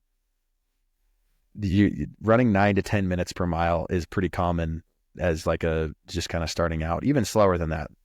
But that was my goal. And when I first started, that felt crazy, because while I was able to run, 3 to 5 miles at a time and have a really good base coming from my bodybuilding show of cardio, running itself was still very different, harder on your feet, your joints, so I jumped into it with that goal, knowing that was going to be a stretch. So about halfway through, I signed up for a half marathon just in my hometown here with that same goal. It's like, okay, half marathon, let's see if I can hit that goal, 8-minute per mile for a half marathon. Held an 8-minute per mile pace till mile 10, but I was feeling so good. I was like, I'm just going to push it now. So then I started pushing it to see what I actually could do. And the last 3 miles, I was running like 7-minute per mile. One of my splits was even a 6:30, which I was so stoked about. Confidence was super high after that. It's like, man, I could tell that my cardiovascular fitness was really increasing. So that was really what carried me through the rest of training until race day. St. George is a little bit of a different animal because it's warm there, much warmer than here where I live in Idaho. I had been used to training early in the morning, about 45-degree weather in Idaho, which when you're running, in my opinion, is perfect because it's chilly, but when you start running, your body warms up. But it was the perfect temperature to like keep you cool enough that you could run at your best. St. George that morning, the race starts at 8 a.m. And by 8 a.m., it was already 72, 73 degrees. And then by, noon, it was almost in the 90s. So my goal was 3 hours and 30 minutes, which would, put me across the finish line, 11:30-ish was kind of the goal, right? See how fast I could run it. And it was hot. As weird as it sounds, 72, 73 doesn't sound that hot, but when you're running a marathon in a different climate from what you're used to training, it was a lot. And it was weird too, because race day, you kind of have nerves. So my stomach wasn't agreeing with me. I had those race gels that I would take about every 3 miles. I had some electrolytes that I would drink, but nothing was agreeing with my stomach. I couldn't keep it down. And so you need carbohydrates, which is what's in those gels, and the electrolytes to give you fuel while you're running because your body's going to burn through it so fast. And the electrolytes help so that you don't have muscle cramps, but I just couldn't keep anything down. So I held that for 18 miles. I held an 8-minute per mile pace, 18 miles. And then you bonk. I bonked, which basically just means I couldn't hold it anymore. My legs started cramping up super hard. I was just toast, man. Speaking of finding yourself in a hard position, I was at mile 18 and I'm cramping harder than I've ever cramped. And I have 8 miles left to go. It's hot and I'm like half running, half walking, kind of like limping because my legs are just so tight and just, sending like shock waves of cramps. And so I'm trying to, at aid stations, I'm trying to force down water, Gatorade, bananas, something to help. And again, it would make my stomach cramp really hard. So I was battling like, okay, well, if I try to eat or drink, my stomach cramps. But if I don't eat or drink, then my legs cramp. So it was this horrible song and dance I was doing the whole way across the finish line. But anyways, I ended up finishing a little over 4 hours. So I didn't hit my goal. Now, for the first time ever running a full marathon, I know just crossing the finish line is an achievement. So that's kind of what I tell myself. But then at the same time, there's like that little devil on my shoulder that's like, you have that goal, man. You need to hit 3 hours and 30 minutes. So that was my first marathon experience. It was about everything I could ask for. If I would have hit my goal, I would have been stoked. But at the same time, I think there's a piece in me that's like, if you're a brand new runner and you do one marathon prep and you crush a 3 hour and 30-minute marathon, that would have been almost unfair. Like the marathon is a beast that most people don't understand how difficult it is.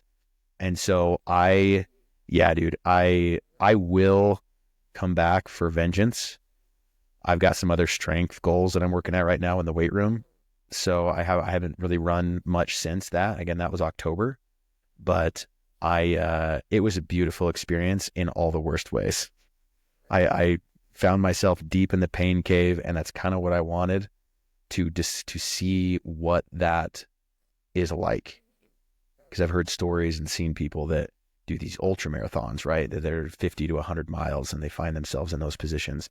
This was only a marathon, which I'm not saying is easy, and because it's still just such a beast, man. So I got the experience that I wanted, and it's left me hungry for more.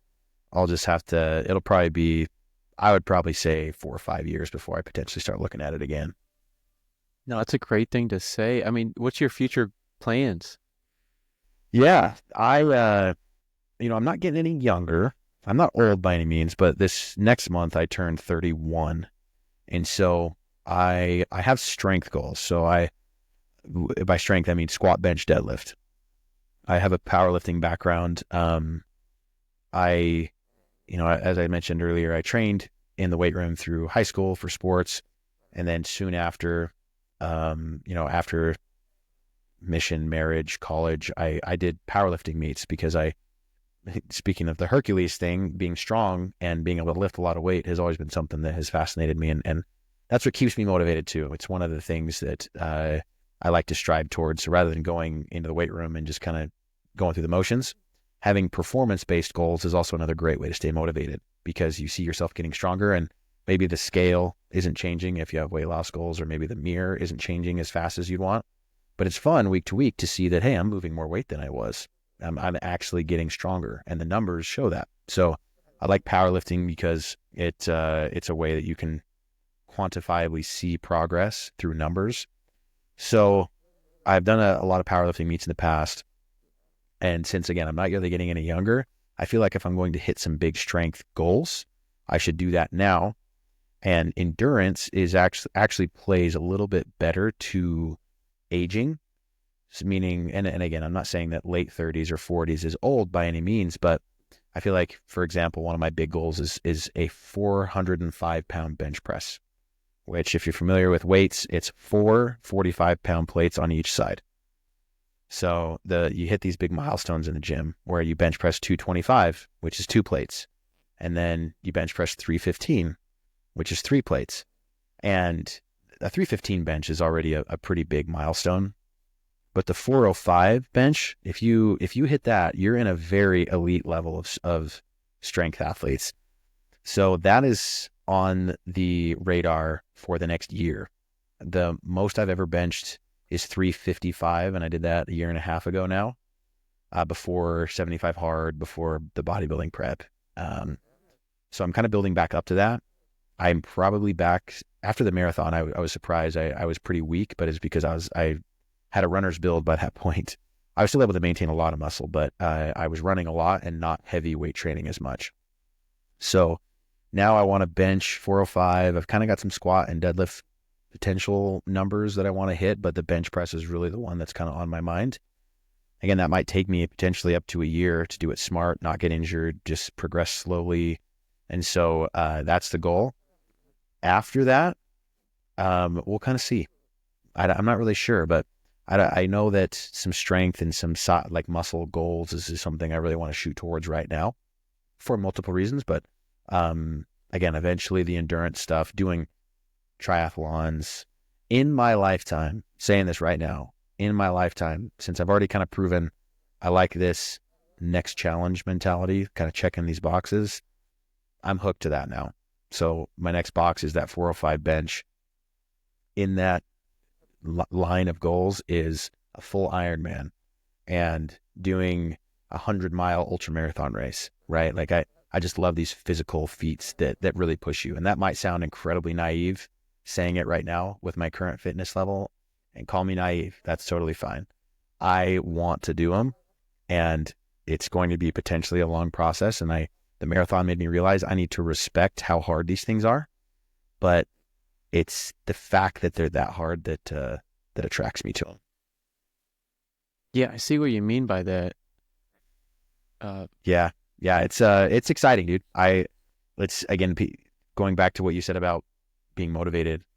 If you have any type of performance goal, even if it's as simple as I want to run a 5K, which is 3.1 miles. If you've never run, just start there, dude. Like, progress is progress. And so many people, whether it's the gym or running or whatever, they compare themselves to others and they say, man, well, look at that person. He's lifting so much weight, or he can run so far. But like, you need to start where you're at. And I mentioned earlier about growing muscle and pushing the weight to a rate of perceived exertion, a rate of perceived failure. If you have a 1 rep max and you are going to push the weight to and choose 75% of your 1 rep max and do it for 6 to 8 reps, that is still the same exertion that the guy that's lifting more weight than you is, because your 75% and his 75% is still the same effort. It's still the same push. Now, maybe he's just been doing it for longer than you have, but you can still give the same amount of effort. And I try to explain that to people in a way that can be encouraging, because it really doesn't matter about the weight. Like, you can go in the gym, your muscles don't know if you're pushing 10 pounds of steel weight or 10 pounds of milk when you're carrying in groceries, right? Like it's all the same to your body. It's not telling you, oh, this is weight, so I'm going to grow compared to this is something out in the world. Like it's all the same. And so your own sphere of progress is just as important as that guy's. And it's just as impressive as that guy's. Like you are giving it day to day, the same that guy is giving day to day. Don't compare your chapter 1 to his chapter 17 or whatever, right? Like you have to lay the foundation first. And the fact that you started now is still amazing. And that guy would tell you that too. I doubt any person that has gone far in fitness would discourage someone who's maybe just at an earlier stage than them. That's very, very rarely how it is. People are scared of gyms because they think that person's judging them. No, everyone's rooting for each other. And I wish more people would know that. And that's one of the reasons why I actually feel like sometimes gyms, a lot of people just throw their headphones on and are kind of in their own lanes, where there's like group classes, CrossFit, like other types of things where it's more of like a group thing. Well, I've got my, beefs with different types of exercise and different types of fitness. I do wish gyms were just a little bit more like communal, right? Because there's a lot of stigma and a lot of judging that people fictitiously create in their head. It's like, no one's thinking that. No one said that about you. Like, dude, we're all here to get better. This is not a stage. This is a hospital. This is where we're all going because we know we need to be better. So we are here to be better, not because we think we are better. Yeah, it's a great point. I mean, how do you teach your boys about fitness and health? Ooh, so bros as in my kids, obviously, right? Yeah, sorry. Yeah, no, you're good. I would say using like analogies, right? Because to a kid, man, they love candy. They love what tastes good. Like they just want to eat what's fun. I was the same way when I was a kid, so I get it, right? But my kid, it's funny because he's got a Nintendo Switch and he loves like shooter games and stuff like that, right? Which, nothing like the Call of Duties or things that are more for like adults, but like little fun games or like toy soldiers and stuff. So we use analogies to try to teach them that when you eat fruits and vegetables, since there's vitamins in there, those vitamins are like soldiers. And inside of all of our bodies is little things that are, little cells that want to fight against our bodies and make us feel sick. Like, and we bring up examples. Remember that time, that your stomach hurt and you couldn't sleep, because you felt bad. When you eat these, you are giving your body soldiers and they are constantly fighting to help you feel better. And then it's cool because they sit down and, broccoli, vegetables, whatever. It's sometimes they have a hard time eating it just because, to a kid, it doesn't taste the best. But they then are like, look, mom, look, dad, I'm giving my body the soldiers to fight the bad germs. And then they eat. And it's cool because, it doesn't work 100% of the time, but it works 80% of the time. And that's better than 0% of the time. So that's one way amongst many. The other thing is just example. Like if you're sitting there eating crap, you can't expect your kids to eat healthy. Right? Like they're one of the biggest indicators of whether your kids are going to grow up and have healthy habits is whether their parents do. And we try to live that through and through. So our kids see that example. And a little bit of a bragging point, I guess, here, since it's around Christmas time, we were at a Christmas party and there was the classic white elephant game. There is this brand of supplements that me and my wife like. The brand is called Just Ingredients. That's what the brand name is. And it's also obviously a tag name to what they believe in. They try to just put good whole ingredients in their products. So one of the white elephant gifts was a bag of electrolytes that is from that company, Just Ingredients. So my 5-year-old recognizes the bag because we use it and knows that it's good stuff. So during the white elephant, he opened the bag. He opened it from the packaging or from the wrapping paper and was stoked. It's like, oh, my mom and dad, they use this. But, the nature of white elephant, the gifts, they move around. The second that gift was going to get out of his hands, he lost it. He started crying and was so upset because he just wanted to keep that bag of good, healthy food. And white elephant, there's toys and there's all kinds of things that a kid could want more, but he wanted that bag of just ingredients electrolytes. So it's cool because I've never sat him down and showed him the bag and said, hey, if you eat things like this, you will be healthy. He learned simply from just watching us as his parents be the example. So that's the number one thing you can possibly do, is just be the example for your kids. And then after that, because sometimes example can only do so much, right? Like they could see me eat broccoli and they could take one bite of it and realize that they don't like the taste. So you kind of have to get a little bit more creative after that. But yeah, those are the main things that we do. No, it's a great point. Can I ask you, like, how do you balance family time with your fitness goals?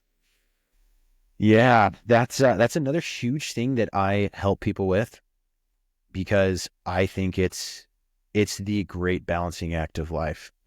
It's one of the reasons why so many people find themselves potentially in a state physically that they're not, they don't enjoy, they're not really necessarily proud of, and they just don't feel that good, is because work, family life, obviously these are incredibly important, and you shouldn't sacrifice family time for your fitness goals, right? Like it would be hard if, you as a working dad, for example, maybe you leave the house around the same time your kids are waking up, so you only see them briefly in the morning, when you go to work all day, and then maybe after you're done with work, you go to the gym, and then by the time you get home from work and the gym, your kids are almost in bed. I don't think that necessarily has to be the case. Now, there are some people who work 60, 70-hour weeks, and it's difficult, right? Because I also think good sleep is very important. And so if you find yourself in a position where you can only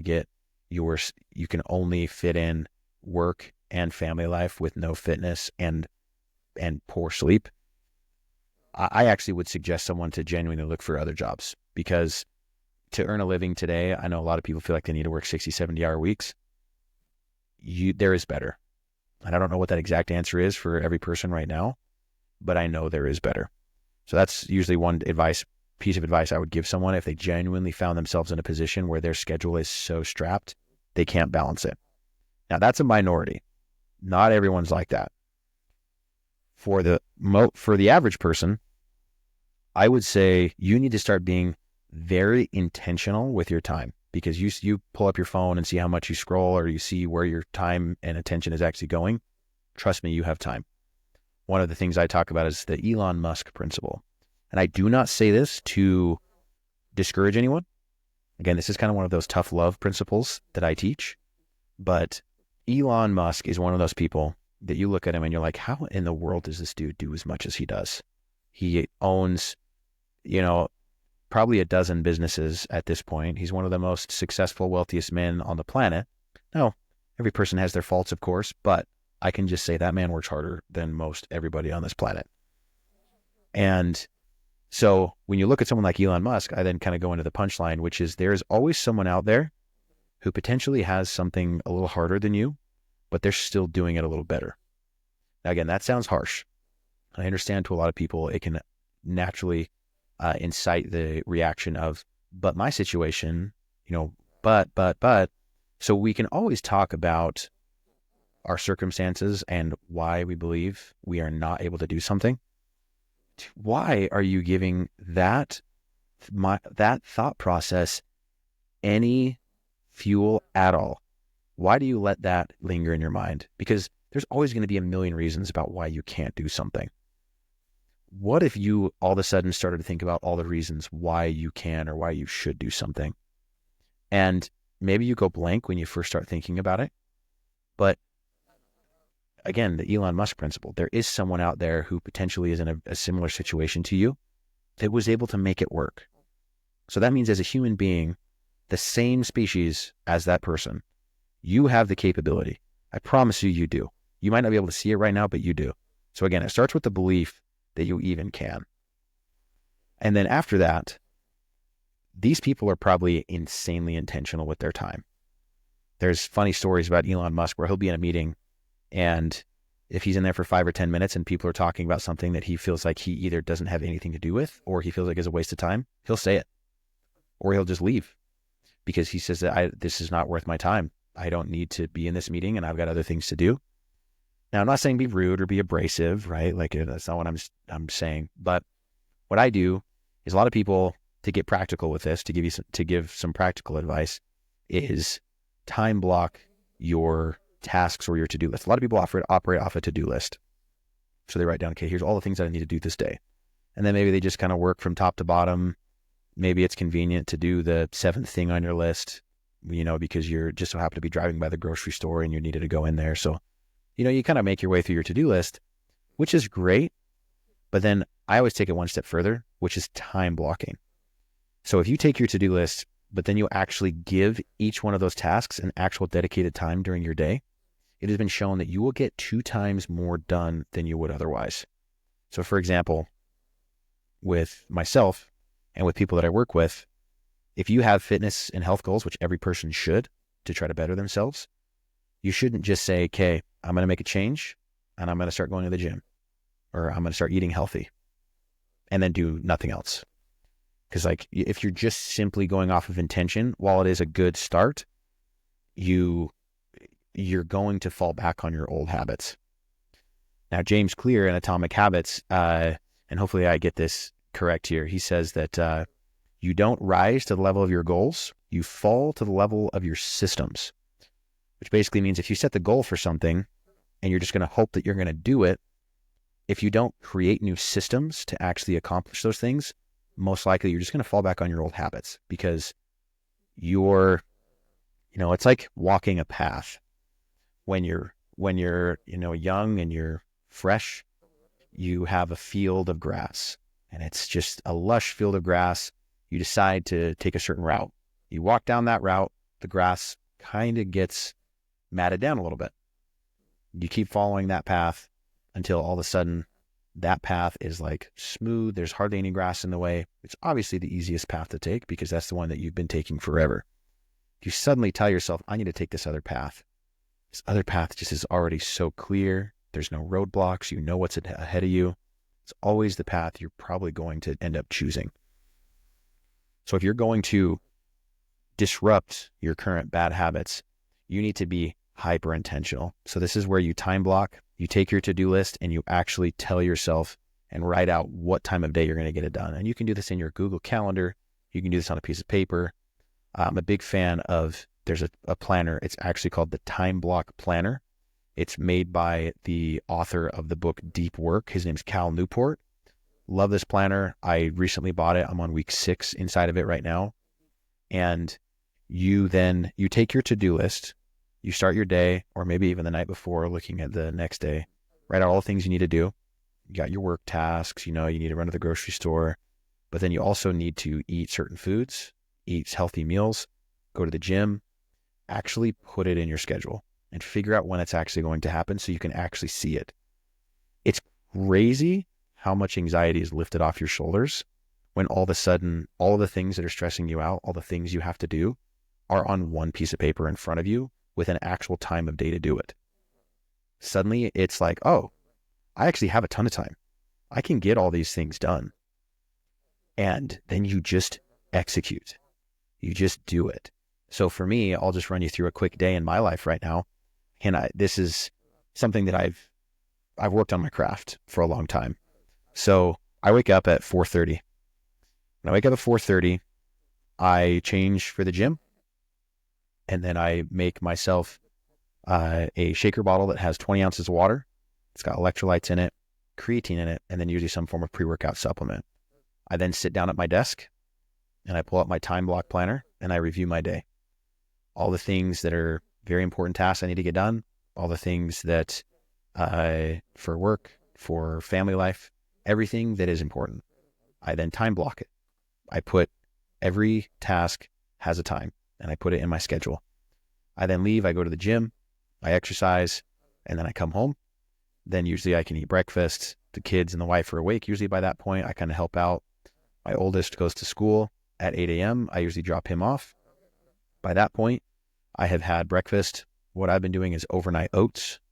I would love to make a delicious breakfast, of eggs and, toast, but my 1-year-old right now loves to just be held by dad. So usually when I'm at home, I am one-armed because I got a baby in one arm and I got to do everything else with the other arm. So I prep overnight oats because I come home, I pull them out of the fridge and I can eat them. There's no prep involved in the morning. I can just make them either in batches. I can make 5, 6 of them for 5 to 6 days at a time, or I just do it the night before. Then I can, after my 7-year-old goes to school, I can then, school is just a half mile down the road. I then come home, shower, get ready, and then I'm at work by 9. And then obviously I can go through my work tasks that I've isolated there. Now, when it comes to nighttime, somebody might be asking, well, 4:30, that seems a little early. You must not get very much sleep. When 5 o'clock hits, I'm done with work in most cases. 5 o'clock, done with work. Then it is family time. So if I was intentional enough with all my work tasks, I don't really think that you should have to work much past 5 in most cases. If you work a 9 to 5 or an 8 to 5 or whatever, that's 40 hours a week. Usually that's enough time if you are hyper intentional with your time and getting things done. So when 5 o'clock hits, family time, eat dinner, spend time with the kids. Bedtime for the kids usually around 7:30. Of course, this is the Reader's Digest version of all this. There's a lot that goes on. But then at night, I have a nighttime routine that I do. It usually starts anywhere from 8 to 8:30. I try to eliminate screens, blue light exposure. I start dimming lights in my house, kind of turning them off so that way that your melatonin production can start to increase. Try to be in bed by like 9:15, usually reading a book, maybe even doing like some journaling, something that has to do with gratitude, talking with my wife, just having some quality time, talking about our day. Because again, with 3 kids and work and everything, life's very busy. Sometimes that's our only real time to actually talk and connect. Asleep by 9:30. Now, the reason I'm able to get up at 4:30 is because I'm hyper intentional with my time to get everything done during the day so I can be done by 5. And then I can be in bed at night by 9:30. 9:30 to 4:30 is 7 hours. And there was a long period of my life where I wasn't able to do that because of small kids, but I'm finally, my 1-year-old is sleeping through the night. I get 7 hours of sleep. I wake up at 4:30 in the morning and I probably get way better sleep and feel more rested than most people that get up at like 7 or 8 because they're up till midnight or beyond, scrolling on their phones and, watching stuff that really isn't all that productive. I'm all for watching a show and winding down at night. Like I get it, but you don't need 3 hours of Netflix at night to feel recuperated and recovered for the next day. You don't need that. What you need is quality time with someone that means a lot to you. You need something that is meaningful, again, like reading a good book, doing something that has to do with gratitude, some type of wind down routine. And again, if it is a show, that's great. 1, maybe 2 episodes. Like you really don't need much more than that because beyond that it's just not productive. It's time that if you went to bed earlier, you could then get up the next morning and get that workout in or prep a little bit more food so that you're setting yourself up for success with your nutrition goals. Like that, your time, people don't necessarily need less distract. Like people need less distractions in their life, of course, but people don't need more time, right? They need to be better with the time that they already have. Some people, I just don't have enough time. It's like, no, you trust me, you have time. You just need to be a more responsible steward of the time that you have during that day because we all could be more efficient. There's going, this, I guess this whole thing kind of goes full circle. There's the person out there that is doing more than you and they probably have it worse off. Not meant to discourage. I know it kind of sounds harsh when you say it that way, but it should be encouraging because it means it's possible. It means you could do it too. That's a great takeaway. I never thought about it that way. Yeah, man, it's everything that I say is all things that I tell myself. When I work with clients, I always tell them I never ask anyone to work harder than me. And all, the circumstance conversation can come up. It's like, well, I've got this circumstance. It's like, I understand. I don't have a good answer for why so many people have different circumstances, but I can promise you that giving your circumstances any control or power over your life is going to be one of the worst decisions that you can ever make. I always say that, again, I'm pretty sure this is Alex Hormozy. it's good because part of it starts to blend when you can hear quotes or read books, and a lot of the things you learn start to become your own. That's a beautiful thing, because that's why I go back to read books, but make sure you have a what now list. What can I do now with this information to change my life? Um, the great Alex Hormozy will say that you just dang it, dude, I keep freaking losing my train of thought here. I'm sorry. I get off on these awful branches. I go down one route and then it kind of eats up the my initial thought. Um,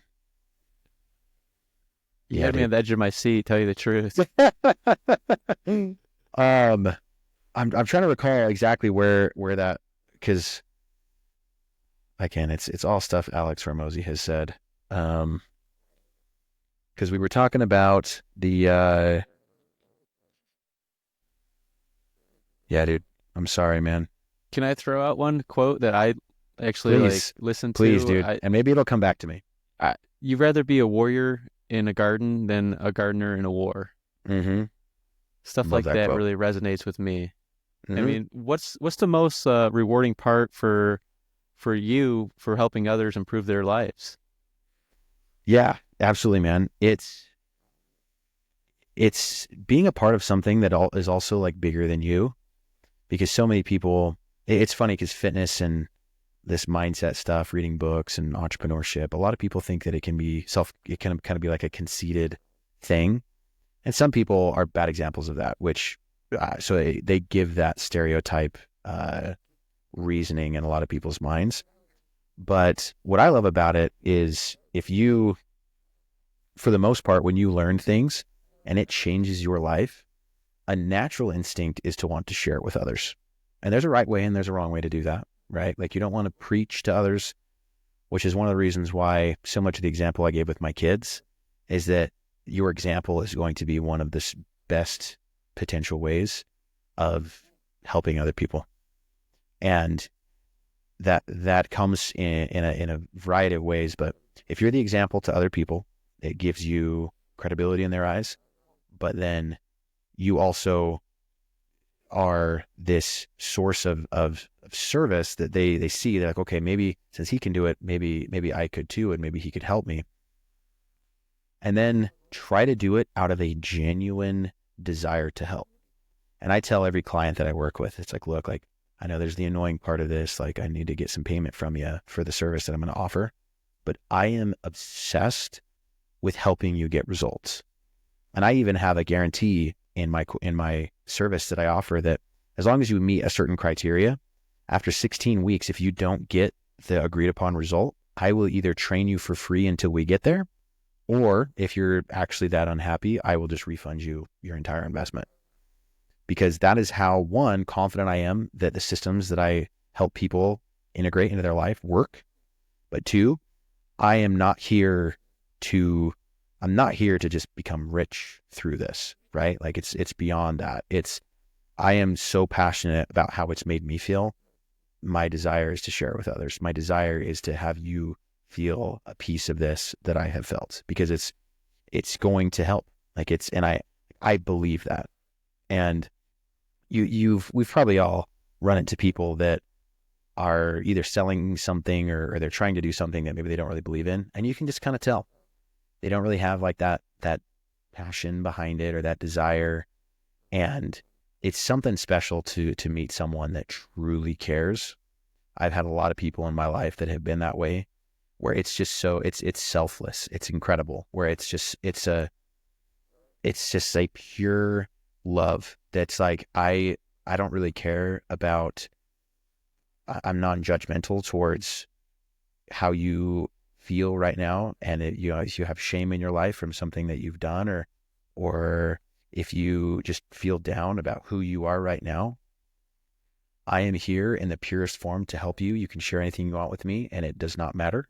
I will just be here to help. So I take all these experiences that I've had in my life and I have kind of wrapped it into a little bit more of a constructive package of specifically fitness, but all those overarching principles and overarching mercies and levels of grace that other people have afforded me in my life, I try my best to implement those into my service. And again, it is a business, but businesses can be operated from a position of, I just genuinely am here to help. And sometimes that doesn't always mean you're potentially going to make the most money. There's probably going to be a more cutthroat guy that strictly just looks at bottom line, and maybe he makes more money than you. But I don't always just exclusively measure things by money. I measure it by impact, by influence, and that's positive influence. If as other people, do they feel like the interaction they have with me bettered their life? And it's a hard metric to track, right? It's not a bottom line on some balance sheet. One thing I have done in the past too is just track how much weight have I helped people lose, because there's a net benefit to that. It's a very small piece of the overall picture, but again, it's you keep a mental chart that doesn't really have like a solid number, but it's like, how many people have I blessed today? Whether it's in my business or outside of my business, just where can I serve? How can I forget about myself for a minute? Yes, everyone has problems, but just forget about yourself for a minute. Reach out to someone else and think, how can I help them? Yeah, it seems like you have a reason for saying all that. Where can the listeners reach out to find you? Yeah, man. So probably the best is just through Instagram. It's at @the_Braden Fitness. That's kind of where I mainly operate. I post content that helps people with their fitness goals, their mindset goals, things like that.